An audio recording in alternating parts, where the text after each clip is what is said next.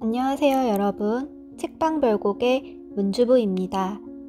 오늘은 마흔의 서재라는 책에 대해서 리뷰해 보도록 할게요. 이 책은 도서관에서 책을 고르다가 발견한 책인데 제목에 끌려서 읽게 되었어요. 제 나이가 30대 후반이다 보니까 마흔이 가까워진다는 생각에 한 번씩 숨이 막힐 때가 있거든요. 그런데 이 책이 왠지 읽고 나면은 저의 이런 불안들을 떨쳐낼 수 있을 것 같다는 생각을 갖게 되어서 이 책을 읽게 되었습니다. 우선 이 책은 장석주 씨라는 분이 쓰셨는데 2012년에 출간을 하고 올해 2020년 1월에 다시 재출간된 책이에요. 장석주 씨는 15년 동안 출판 편집자로 일을 하시다가 40이 되어서 인생의 내리막길이 시작된다고 생각을 하고 시골 생활을 시작하셨대요. 그리고 거기서 책을 읽으면서 마음을 다독이셨는데 그때 읽은 책들에 대해서 소개를 하고 자신의 생각을 정리한 책입니다. 지금은 전업 작가이시고 강연도 하시면서 생활을 보내신대요. 저는 에세이는 정독을 하지 않는 편이에요. 다른 영상에서 통독이나 속독을 못하고 주로 정독을 하는 편이라 했는데 에세이는 읽고 싶은 부분만 발췌해서 읽고 제가 공감되는 부분만 흡수를 하죠. 이거는 문유석 판사님이라고 쾌락 독서에도 나오는 내용인데 사람들이 책을 처음부터 끝까지 정독을 해야 된다는 강박증에 시달리면 책을 오히려 멀리하게 되는 경우도 있대요. 그래서 저도 에세이는 제가 읽고 싶은 부분만 목차를 보면서 읽어요. 그리고 이 마흔의 서재도 목차만 봐도 무슨 이야기를 하고 싶으신지 대강은 알 수 있는데요. 그래서 목차 중에서 저도 흥미가 가는 부분 중심으로 책을 읽었습니다. 이 책을 읽으면서 약 70여 권의 책들이 소개가 되는데 작가님이 읽은 책들 중에서 제가 읽은 책이 하나도 없더라고요. 그래서 그 책의 맨 뒷부분에 보면 여기서 나온 책들에 대해서 제목이 적혀 있는데 그 중에서 하나씩 자신들의 독서 리스트에 넣어보시는 것도 좋을 것 같아요. 저는 그 목차들 중에서 그리스인 조르바를 읽고 싶더라고요.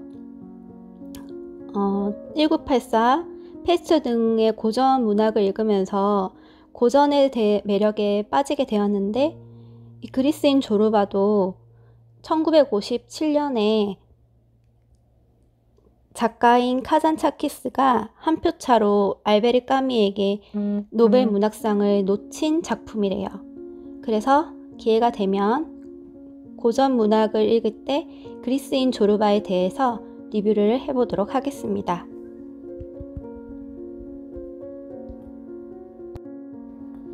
그러면 책 소개는 이 정도로 하고 인상 깊은 구절을 읽으면서 저의 생각들을 말해보도록 할게요.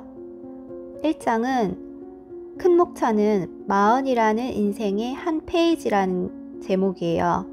그리고 그 중에 소제목으로 늦지 않았다, 초조해하지 마라 라는 소제목이 있는데 그 중에 인상 깊은 구절을 읽어드리도록 하겠습니다. 문제는 꿈이다.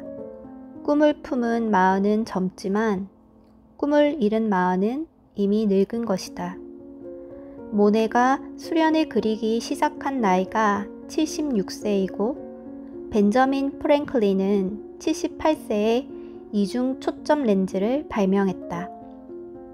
이들의 견주자면 당신의 마흔은 아직 새파란 청춘이다. 그러나 속내를 들여다보면 마흔에 이미 늙은 청춘들도 꽤 있다. 그들에겐 삶을 힘차게 이끌어갈 꿈의 추동력이 존재하지 않는다. 그들은 인생의 즐거움들을 누리는 대신에 인생에 따르는 온갖 책임과 의무들에 매여 살 따름이다. 이 부분을 읽으면서 저에 대해서 생각을 해봤는데, 저는 2018년까지만 하더라도 꿈을 잃고 살아간 것 같아요. 아이를 키우는데 매진을 했고, 그러면서 나라는 사람의 존재감이 사라진 느낌이었어요. 그런데 2019년 봄에 독서 모임을 시작하게 되면서 다시 저의 정체성을 찾고 살아난 느낌이 들더라고요.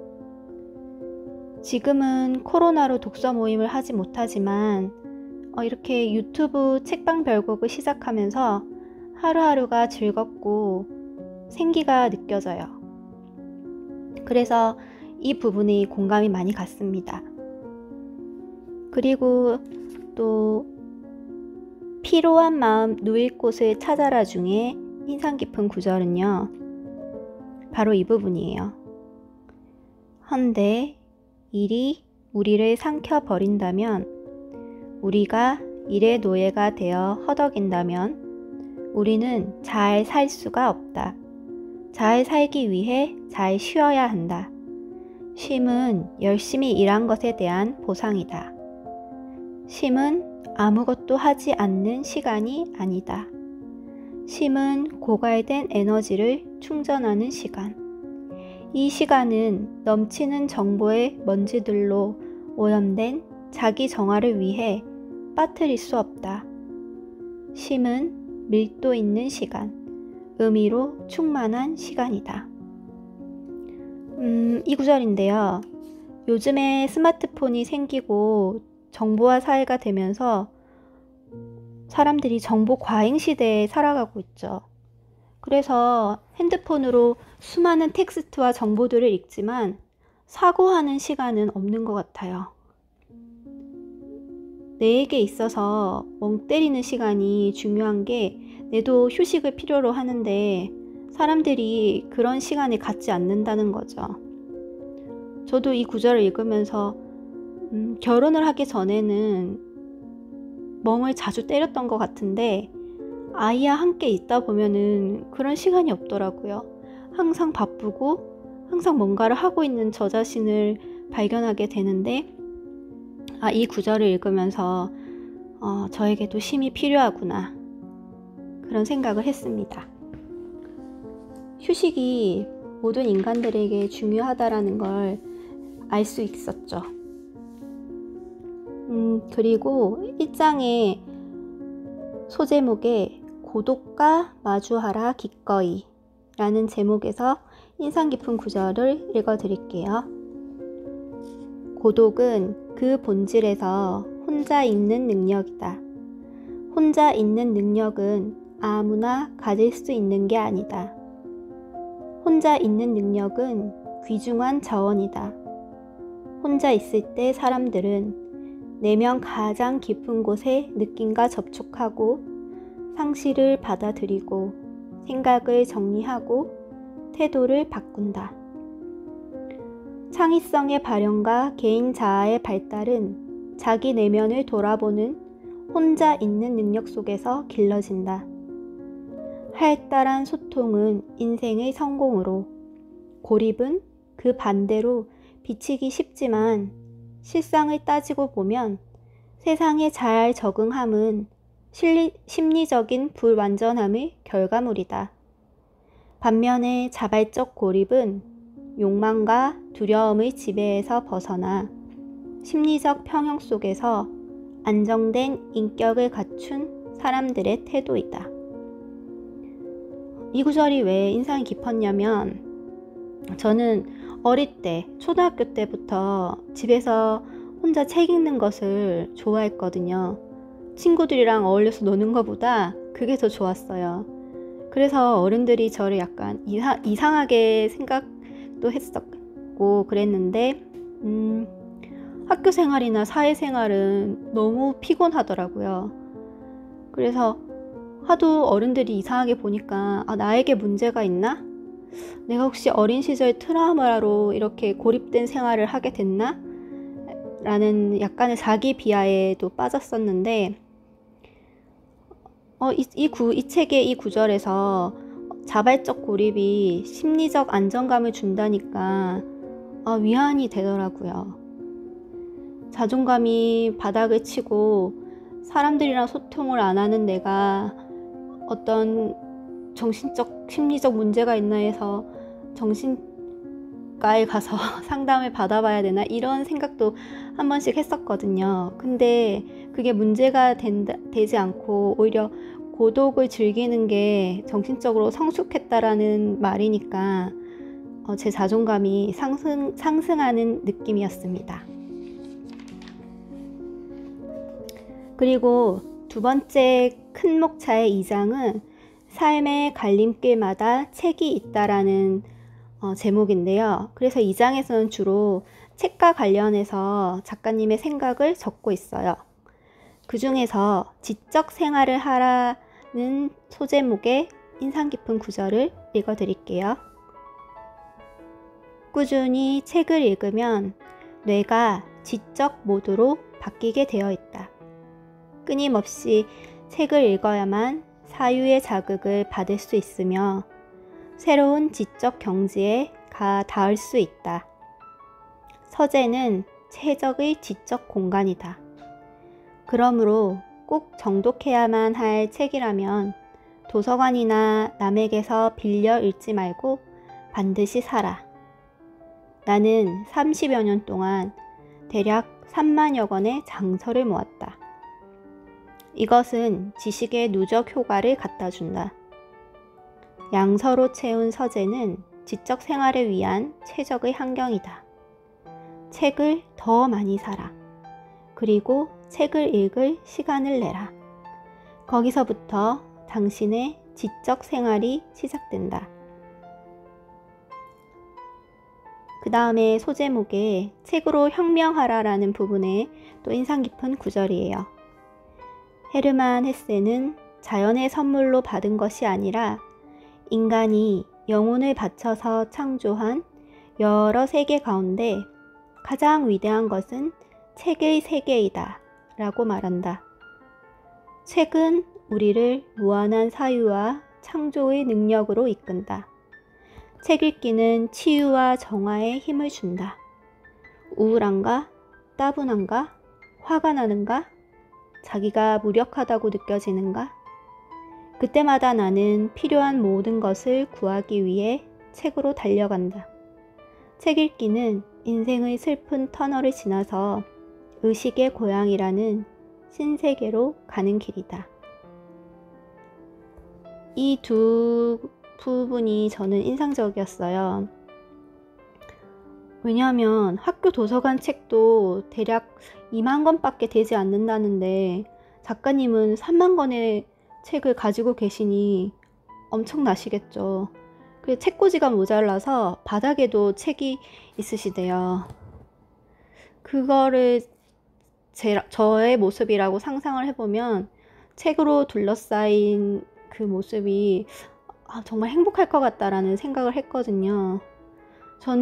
저희 집은 이미 책장이 아이의 책으로 가득 차여 있어서 포화 상태라 제가 읽고 싶은 책은 도서관에서 주로 빌려왔는데 이 부분을 읽고 중고책이라도 사서 나만의 책장을 만들어야겠다 하는 결심을 했습니다. 그리고 제 3장의 큰 제목은 이전과는 다른 생이 기다린다 라는 제목인데 그 중에 슬기롭게 게을러져라 라는 소제목의 한 부분을 들려드릴게요. 정말 게으름이 나쁘기만 한 것일까? 게으름은 일손을 놓고 자기 자신에게로 돌아가는 시간이다. 가끔은 자기 자신을 노동의 속박에서 풀어주고 느긋하게 휴식과 창조의 시간 속에서 서성거려 보라. 이 부분이에요. 저는 일을 하지 않고 전업주부이다 보니까 왠지 하루를 헛되이 보내는 느낌이 들어서 계속 집안일을 했거든요. 그리고 요즘은 코로나 때문에 아이가 학교에 안 가니까 거의 24시간 같이 있으면서 끊임없이 잔소리를 해대고 아이의 질문에 계속 대답을 하고, 그리고 표시도 안 나는 집안일을 하다 보면 어느덧 저녁이 되더라고요. 그러니까 작가님이 말씀하신 자기 자신에게로 돌아가는 시간이 없어지더라고요. 저녁에는 또 밤에는 피곤해서 자야 되고, 그러니까 하루의 24시간은 약간 다람쥐가 쳇바퀴를 타듯이 그렇게 돌아가는 느낌이었는데, 새벽에 조금 일찍 일어나서 5시나 6시쯤에 일찍 일어나서 1시간 정도 책을 읽거나 명상을 하면서 자신의 시간을 갖게 되니까 하루의 시작이 즐거워졌어요. 예전에는 일어나는 게 너무 힘들고 또 똑같은 하루가 시작되는구나, 또 아이랑 힘들게 시간을 보내야 되는구나 라는 그런 생활 때문에 생각이 들어서 너무 힘들고 우울했었는데, 작가님의 이 구절을 읽고 새벽 시간에 일어나서 저만의 시간을 갖게 되니까 오히려 하루가 좀 더 산뜻하고 가벼운 마음으로 시작이 되어서 저는 좋았습니다. 그리고 마지막 4장에서는 숲과 가까이에서 살라라는 소제목의 한 구절을 들려드릴게요. 무덥다고 이 여름을 빈둥거리며 지낼 수는 없다. 더 생동하는 삶을 살고자 한다면 올 여름엔 숲속으로 여행을 떠나자. 숲에서 더위로 지친 심신을 달래고 삶에 대해서 깊이 있는 사색을 해보자. 이 구절이에요. 저는 어릴 때부터 할머니를 따라서 절에 갔었는데 지금도 스트레스가 많이 쌓이면 절에 가서 향냄새를 맡으면 마음이 차분해지고 근심거리가 사라지는 느낌을 받아요. 그래서 가만히 생각을 해보니까 물론 사찰을 좋아하지만 그 절까지 걸어가면서, 절은 주로 산에 있으니까, 숲속에 있으니까 느껴지는 그 숲의 고요함이 좋았던 것 같아요. 그래서 지금은 코로나로 어디를 가지를 못하고 집에서만 있지만, 코로나가 좀 잠잠해지면 가까운 숲에 가서 숲길을 걸으면서 명상을 해야겠다, 그런 생각을 했습니다. 이렇게 인상 깊은 구절을 읽어가면서 저의 짧은 생각을 여러분께 들려드렸는데요. 지금까지 영상 끝까지 시청해 주셔서 감사하고요. 구독, 좋아요 부탁드립니다.